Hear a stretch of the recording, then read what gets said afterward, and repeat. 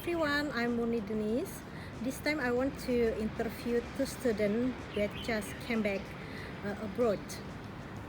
Let's see what they say about their journey to come back to Macau and how it look like to be quarantine. This is Sophie. She's the student from Toronto, Canada. Okay, Sophie, can you tell me your experience? Okay, so I study at second year, and on the 17th of March, my university released an official statement saying that final exams have been online, classes have been transferred online, so there was no need for any students. 17 what? 17th of March. Oh, 17th of March, okay. And when did you come back? I arrived on the 19th of March in Hong Kong airport, and I arrived on the 20th in Macau. Okay. So what happened when you arrived in Hong Kong airport? And why you decide to come back to Macau? So what happened when I arrived was I had to go through a red channel, and before that, 16 hours in advance, I had to give my boarding pass to Macau officials so that they could secure a spot for me on the bus ride over and for immigration. And so when I arrived, I went through a red channel and I was transported to a different gate downstairs where there were 50-60 people in a waiting room waiting for their luggage, waiting to be transported to the bus. And so after 5 hours, I was transported on the bus. The immigration was just me showing my ID to the official at the door.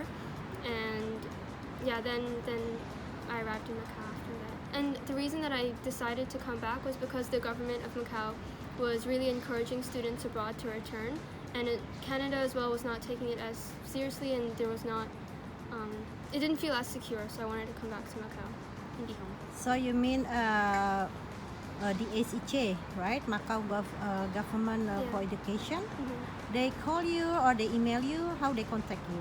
They sent us an email urging us to return. As well, they were on the news being very vocal to parents as well to urge their children to come back home. Okay, so your parents actually rushed to buy the ticket to come back, right? Yeah, it was very last minute. The university released a statement saying that classes were online on Friday, the 17th of March, and then on Sunday, I immediately had a ticket home. Okay, so you don't have the ticket direct from Toronto, and how many transit you had to make? There were no direct flights. My initial flight was from Toronto to Taipei, Toronto to Vancouver, Vancouver to Taipei, Taipei to Macau. But when I arrived at Pearson Airport in Toronto, I was told that Taipei had shut down, no connecting flights were available, and so last minute, again, I had to find another way, and so I found from Toronto to Vancouver, Vancouver to Macau from a different airline. And so I had two transits then. I had two transits initially, and then afterwards I had one. Yeah, so will be the long way for you to come back to Macau, right? Yeah. Okay, guys, this is Rhea. She's a student that study in Vancouver, and she has Macau temporary resident, temporary. right? Yeah, okay. Rhea, can you tell me your experience about your journey, about your travel from Vancouver and come back to Macau? So my experience was a little different from Sophie's. I initially, like hers, had a flight from Vancouver to Taipei and Taipei to Macau, but Taipei had shut down their airports, which is why I had to change my flight to make it Vancouver to Hong Kong and then take the bus from Hong Kong to Macau. At Hong Kong airport, when we landed, the wait time for us to come to Macau was around 8 hours or more, because there was a lot of processing work that had to be done with our IDs and our luggages that they had to collect. After that, we had to again come to Macau, and there was again another 6 hours or 4 hours waiting process where we had to get our medical checkup, and they had to ask us a few questions and get consent that we were going to be staying in the hotel for quarantine. That was my journey to Macau. Okay, when you arrived at Hong Kong airport, is there any Macau government who pick you up? or help you with the process? There weren't Macau government, but there were people at the airport and officials who were like guiding the entire process. So they would take our ID, they would check, then they would give it back, they would get all our luggages, and then they would take us to the bus, and we had to wait in the bus. And then from the Hong Kong bus, they took us to the Macau immigration area where they processed us further for medical reasons and like seeing our background check. So all of you were guided by Macau official When we were in people. Macau. Okay. So as you are the student in Vancouver, why you decide to come back to Macau during this virus season that is very dangerous for many people actually to travel? So UBC, my university, issued a statement saying that all the classes will be online, and most of the students like me were waiting for our final exams to be online so we could go back home. My main reason was for coming back home were my parents, and they were saying that it's better to be here around us than to be there. Also, North American countries weren't taking it seriously at that time. There weren't any measures, people weren't wearing masks, nobody was taking the virus seriously there. So it was safer for me to come back here where my parents were there and there was proper measures being taken by the Macau government. So as of now, our university is all online, and our finals will be online too. So, Okay, please tell me about your flight and how do you feel? Are you scared about this disease? Because many students came back in Macau and then they bring disease here. Can you tell me about that? Yeah, I was quite worried, especially because in Toronto, the masks and any disinfectant wipes and hand sanitizers, they were completely sold out. And no matter what pharmacy I went to, there was no stock available. And so because my flight was so last minute, I didn't have enough time to really go around all of Toronto and to search everywhere. But luckily, one of my friends had an extra hand sanitizer, and one of my other friends had a few extra masks. So last minute, I found a way, and so I was prepared. From the flight from Toronto to Vancouver, it was very empty. It was almost like maybe half filled and half empty. And I was worried about touching the trays because I didn't have disinfectant wipes. I only had gloves, a mask, and hand sanitizer. So I tried to make do. I used hand sanitizer on the tray and the window seat, like the aircraft next to me. So I tried to maintain hygiene that way. But in terms of eating too, I was very afraid to eat anything because it's not like touching something, it's really like you're eating, it's going into your body. So if it were to be contaminated, I'd be at a higher risk. So I tried my best to pack as many snacks as I could. And from Vancouver to Macau as well, it was very empty. The seats next to me were completely empty, so I had 3 seats to myself. And I tried to not use the bathroom as much. I used it once, and when I did, I sanitized myself before and after. I made sure to touch as few surfaces as I could. And I did end up eating a little bit because I was so hungry. Yeah. How about you? Yeah, so it was pretty much the same experience. However, like 2 days before traveling from Vancouver, the government had issued a statement saying that the international airport and the airport in general will have more security measures. However, when we traveled together from Vancouver to Hong Kong, the security measure wasn't anything. People at the check-in counter weren't wearing gloves, they weren't wearing masks, and there weren't hand sanitizers everywhere around the airport. So I think that was a big concern people had. We saw most of the people wearing gloves and masks on their own, but the people working there, most of them weren't wearing masks, which was a very big disappointment, thinking it's such a big virus and it's spreading so fast.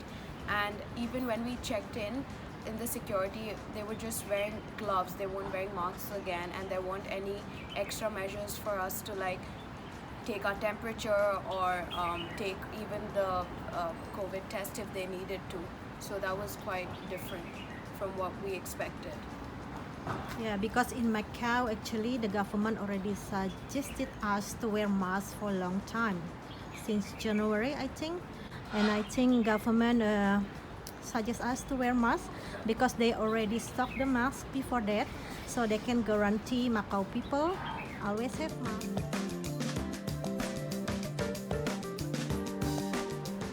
Okay, guys, can you tell me your experience to be quarantined and when it started and How about the hotel facility and when you finish your quarantine? So we arrived in the hotel on the 20th of March, 7 a.m. and we left on the 3rd of April, 11 a.m.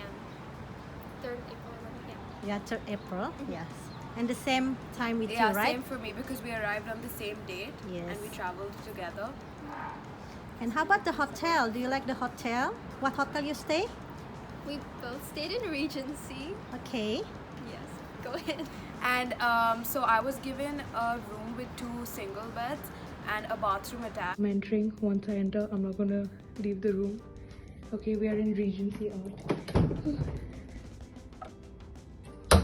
Bye bye world. Hello. That's my room.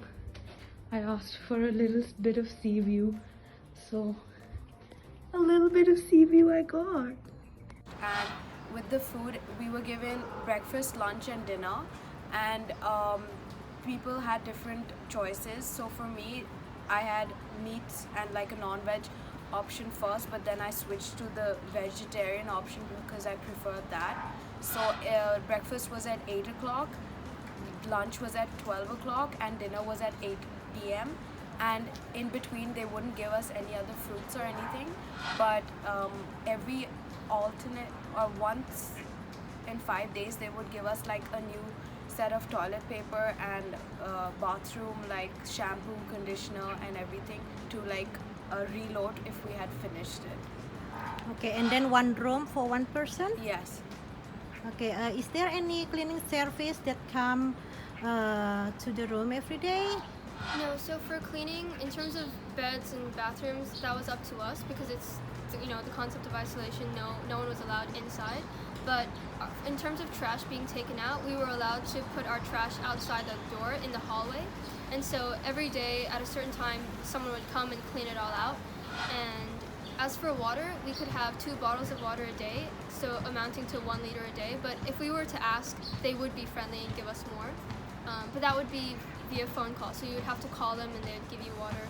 And yeah, and so for the food, for me, I have specific dietary restrictions as I'm vegan, so I can't have dairy, meat, or eggs. And the first day, when I called them in the morning, they didn't have enough time to, you know, prepare, so that was fine. The first day was not, they didn't have food for me, but from the second day onwards until the very end, they gave me proper food. Okay, that's good. How about your family? Did they allow to bring the food for you? For family giving us food, there was an option, or you could only give it in a certain time. It was from 5 to 7 in the evening. They were only allowed to come to the hotel lobby, give our food. They had to write our name and room number, and somebody in the hotel would come and give it to us in front of our door. So the only issue was it was only from 5 to 7, so they could most of the times give dinner if we wanted or breakfast, but that was still better than not having anyone give us food from outside. And we were also allowed delivery, but they again had to come during 5 to 7 p.m. evening. So, Sophie, so your family also give you food? Yeah, so some days I had enough food with me, but most of the time I did ask for parcels from home. That consisted of a SIM card because when I just arrived I didn't have a proper phone number on me, and the Wi-Fi from the hotel wasn't really working properly, especially for me because I need to be updated on my courses. I have a lot of assignments. I needed substantial Wi-Fi connection. So that SIM card with data was what was urgent, like in the first parcel. And then afterwards it was just food and snacks and drinks. Yeah, I'm preparing now box.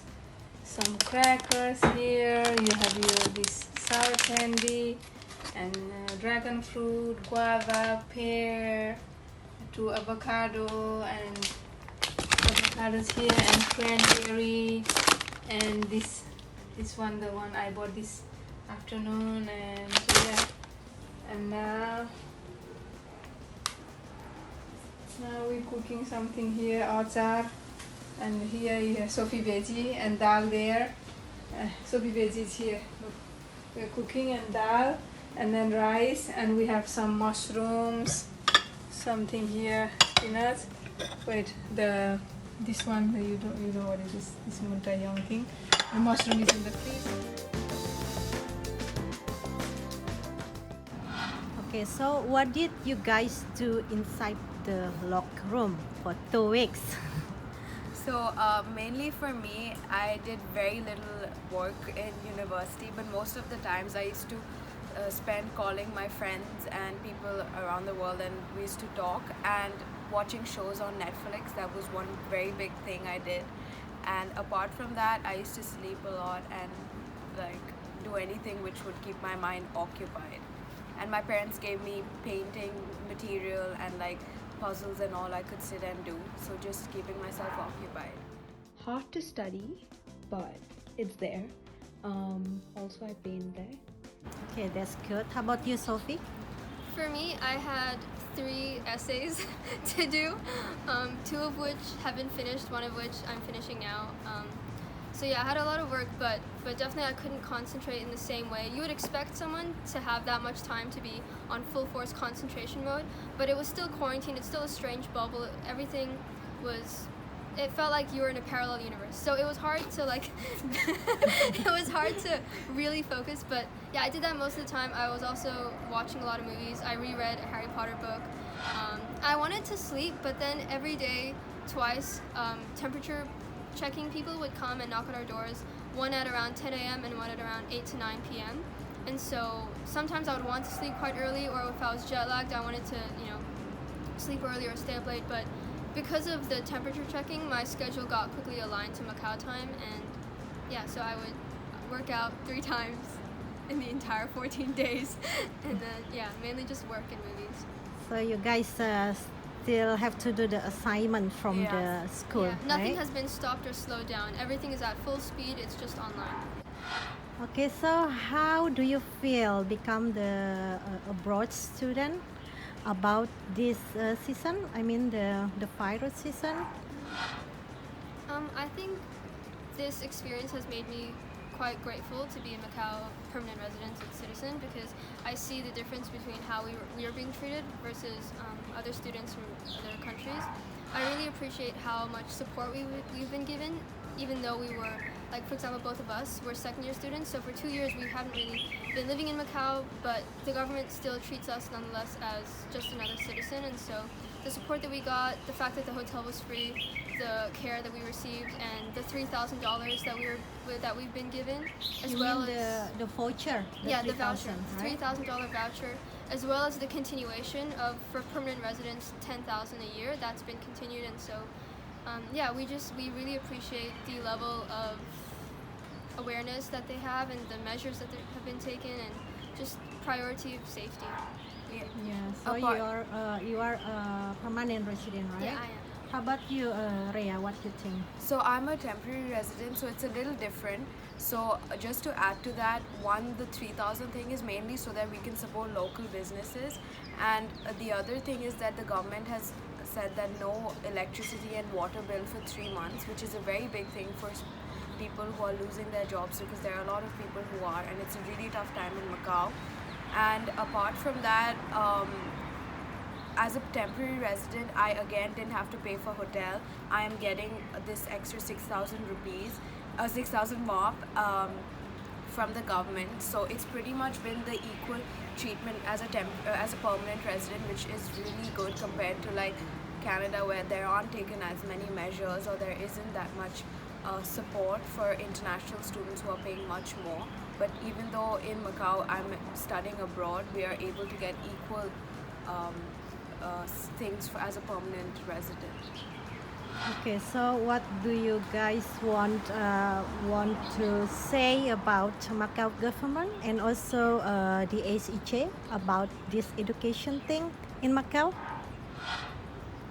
I really appreciate being cared for and being told to return, because of course if my parents want me to come back, but for example the university hadn't closed down, or the government hadn't been adamant about us returning and to give us that support, then it wouldn't have worked. But yeah, I appreciate DSEJ asking students abroad to return for their safety, and to compare the support of Macau to what I received in living in Toronto. I don't live on university grounds. I live in an apartment, and so all the bills have not been, like, there's no leniency with that. There's no free, hydro or electric bill.